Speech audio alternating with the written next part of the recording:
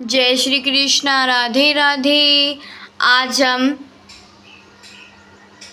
सुदामा और श्री कृष्ण की मित्रता के बारे में बताएंगे। तो चलिए अब हम शुरू करते हैं। बहुत समय पहले की बात है, गुरुकुल में दो बालक एक साथ शिक्षा प्राप्त कर रहे थे।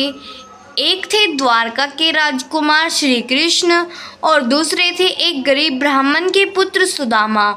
दोनों में गहरा प्रेम था। श्री कृष्ण राजसी होते हुए भी सुदामा को अपना सबसे प्रिय मित्र मानते थे। समय बीता, श्री कृष्ण द्वारका के राजा बन गए और सुदामा एक साधारण गरीब ब्राह्मण। उनके घर में खाने को भी नहीं होता। उनकी पत्नी बहुत धर्मपरायण थी। एक दिन उन्होंने सुदामा से कहा, स्वामी, आपके मित्र श्री कृष्ण अब द्वारका के राजा हैं। आप उनके पास सहायता मांगने क्यों नहीं जाते? सुदामा को झिझक होती है। वो श्री कृष्ण से कुछ मांगने नहीं चाहते, पर अपनी पत्नी के आग्रह जाने को तैयार होते हैं। विदाई के समय उनकी पत्नी उन्हें भेंट के लिए थोड़े से चावल एक पोटली में बांधकर दे देती हैं। जब सुदामा द्वारका पहुंचते हैं तो द्वारपाल उन्हें देखकर हंसते हैं। एक फटेहाल ब्राह्मण कैसे राजा से मिलने आएगा? लेकिन जैसे ही श्री कृष्ण को ये समाचार मिलता है, आपका मित्र सुदामा द्वार पर खड़ा है। वो नंगे पांव दौड़कर पड़ते हैं। रानी रुक्मणी सहित उन्हें महल में सम्मान लाते हैं। श्री कृष्ण सुदामा के पैरों को धोते हैं, उन्हें अपने पलंग पर बैठाते हैं। श्री कृष्ण की आंखों से प्रेम के आंसू बहते हैं। सुदामा अपनी गठड़ी छुपाते हैं, लेकिन श्री कृष्ण हंसकर कहते हैं, भाई, ये तो मेरे लिए सबसे बड़ा भोग है। और वह चावल बड़े प्रेम से खाते हैं। सुदामा श्री कृष्ण से कुछ नहीं मांगते हुए प्रेम लेकर लौट जाते हैं। लेकिन जब वे पहुंचते हैं तो देखते हैं उनका झोपड़ा एक भव्य महल बन चुका है।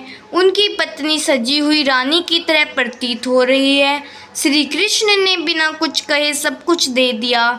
श्री कृष्ण का सुदामा के लिए दौड़कर आना, उनके फटे वस्त्रों में भी प्रेम ढूंढ लेना, रुक्मणी जी का चरण धोना, बिना मांगे सब कुछ दे देना।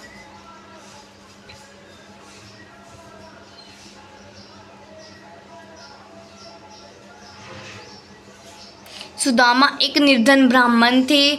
घर में भूख, बच्चों के आंसू और पत्नी की चिंता ने उन्हें भीतर से तोड़ दिया था। लेकिन फिर भी वो कृष्ण से कुछ मांगने को तैयार नहीं थे। सुदामा पैदल ही चल पड़े। पैरों में चप्पल नहीं, शरीर पर पुराने कपड़े, हाथ में एक पोटली में बंधे हुए चावल। जैसे ही द्वारका पहुँचे, श्री कृष्ण ने उन्हें देखते ही पहचान लिया। नंगे पांव भागे, सुदामा के चरण धोए, उन्हें गले लगाया। तू कुछ मांग नहीं रहा सुदामा, पर तेरा प्रेम सब कुछ कह रहा है। जिसने मुझे बिना कहे दिया, मैं उसे बिना कहे सब दे दूंगा। सुदामा ने कुछ भी नहीं मांगा, लेकिन जब वो अपने गांव लौटे, झोपड़ी की जगह महल था। घर में अन्न, वस्त्र, सुख सुविधा सब थी, लेकिन उनके चेहरे पर वही विनम्र मुस्कान थी, क्योंकि उन्हें केवल कृष्ण का प्रेम चाहिए था, वैभव नहीं। एक और सुदामा हाथ जोड़े खड़े हैं, गरीब वस्त्रों में। दूसरी ओर श्री कृष्ण उनके चरण धो रहे हैं। आसपास दिव्य रोशनी और फूलों की वर्षा है। सुदामा ने कुछ नहीं मांगा, पर श्री कृष्ण ने सब कुछ दे दिया। सुदामा ने श्री कृष्ण से कुछ नहीं मांगा, क्योंकि उनका प्रेम सच्चा था। यह अद्भुत कथा, जबकि श्री कृष्ण बोले, जो कुछ नहीं मांगता मैं उसे स्वयं सब कुछ दे देता हूँ। बिना मांगे सब मिला। सुदामा ने कुछ नहीं मांगा, लेकिन कृष्ण ने सब दे दिया। त्याग, प्रेम, करुणा। जय श्री कृष्ण, राधे राधे।